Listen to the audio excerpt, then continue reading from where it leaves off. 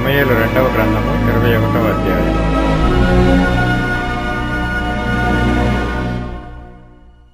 దావీదు కాలమున 3 సంవత్సరములు విడవకుండా కరువు కలగగా దావీదు యెహోవాతో మనవి చేసెను.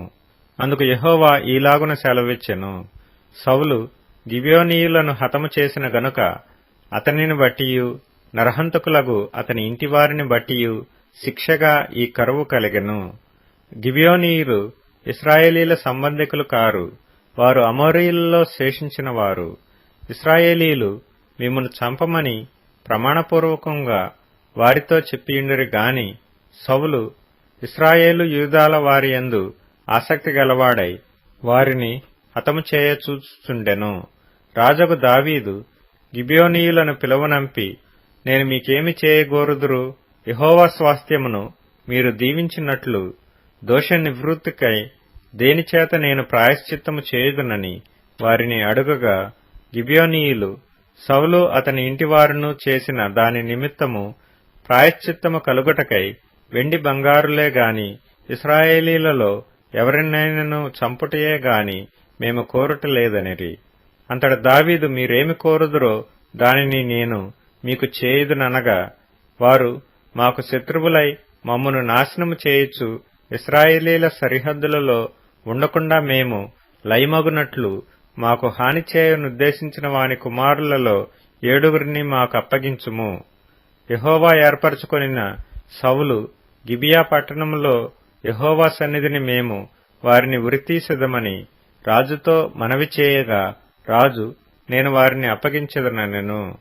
తానును సౌలు కుమారుడగు యోనాతానును యెహోవా నామమును బట్టి ప్రమాణము చేసియున్న హేతువు చేత రాజు సౌలు కుమారుడగు యోనాతానునకు పుట్టిన మెఫీబోషెతును అప్పగింపక, అయ్యా కుమార్తెయగు రిస్పా సౌలునకు కనిన 2 కుమారులగు అర్మోనిని మెఫీబోషెతును, సౌలు కుమార్తెయగు మెరాబు మెహోలతీయుడగు బర్జిలై కుమారుడైన అద్రియేలునకు కనిన 5 కుమారులను పట్టుకొని గిబియోనీయులకు అప్పగించెను.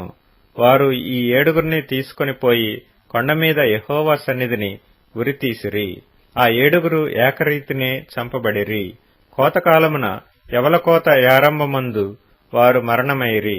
అయ్యా కుమార్తెయగు రిస్పా గోనెపట్ట తీసుకొని కొండపైన పరుచుకొని కోత కాలారంభము మొదలుకొని ఆకాశము నుండి వర్షము ఆ కళేబరముల మీద కురియు వరకు అచటనే యుండి, పగలు ఆకాశ పక్షులు వాటి మీద వాలకుండను, రాత్రి అడవి మృగములు దగ్గరకు రాకుండను వాటిని కాచుచుండగా, అయ్యా కుమార్తెయగు రిస్పా అను సౌలు ఉపపత్ని చేసినది దావీదునకు వినబడెను. కాబట్టి దావీదు పోయి సౌలు ఎముకలను అతని కుమారుడైన యోనాతాను ఎముకలను యాబేష్గిలాదు వారి యొద్ద నుండి తెప్పించెను.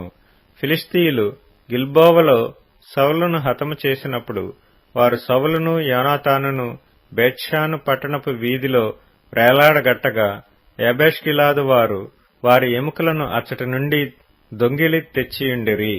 కావున దావీదు వారి యొద్ద నుండి సౌలు ఎముకలను అతని కుమారుడైన యోనాతాను ఎముకలను తెప్పించెను. రాజాజ్ఞను బట్టి ఉరితీయబడిన వారి ఎముకలను జనులు సమకూర్చిరి. సౌలు ఎముకలను అతని కుమారుడైన యోనాతాను ఎముకలను బెన్యామీనీయుల దేశమునకు చేరిన సేలాలోనున్న సౌలు తండ్రియగు కీషు సమాధియందు పాతిపెట్టిరి. రాజు ఇలాగు చేసిన తరువాత దేశము కొరకు చేయబడిన విజ్ఞాపనమును దేవుడు అంగీకరించెను. ఫిలిష్తీయులకును ఇశ్రాయేలీలకును యుద్ధము మరలా జరుగగా దావీదు తన సేవకులతో కూడా దిగిపోయి ఫిలిష్తీయులతో యుద్ధము చేయనప్పుడు అతడు సొమ్మసిల్లెను. అప్పుడు రెఫాయీయుల సంతతివాడగు ఇష్బీ బెనోబా అను ఒకడు ఉండెను. అతడు ధరించిన ఖడ్గము క్రొత్తది, వాని ఈటె 300 తులముల ఎత్తు ఇత్తడి గలది. నేను దావీదును చంపెదనని అతడు చెప్పియుండెను. సెరూయా కుమారుడైన అబీషై రాజును ఆదుకొని ఆ ఫిలిష్తీయుని కొట్టి చంపెను. దావీదు జనులు దీని చూచి, ఇశ్రాయేలీలకు దీపమగు నీవు ఆరిపోకుండునట్లు నీవు ఇక మీదట మాతో కూడా యుద్ధమునకు రావద్దని అతని చేత ప్రమాణము చేయించిరి. అటు తర్వాత ఫిలిష్తీయులతో గోబు దగ్గర మరలా యుద్ధము జరగగా హుషాతీయుడైన సిబ్బెకై రెఫాయీల సంతతి వాడగు సఫును చంపెను. తరువాత గోబు దగ్గర ఫిలిష్తీయులతో ఇంకొకసారి యుద్ధము జరగగా అక్కడ బెత్లెహేమీయుడైన యహరేయోరెగీము ఎల్హానాను గిత్తీయుడైన గొల్యాతు సహోదరుని చంపెను. వాని ఈటె కర్ర నేతగాని దోనె అంత గొప్పది. ఇంకొక యుద్ధము గాతు దగ్గర జరిగెను. అక్కడ మంచి ఎత్తరి ఒకడుండెను.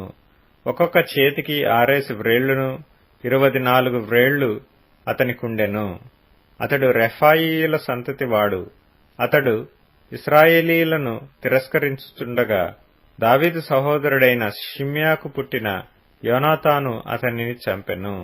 ఈ నలుగురును గాతులోనున్న రెఫాయీయుల సంతతి వారై దావీదు వలనను అతని సేవకుల వలనను హతులైరి.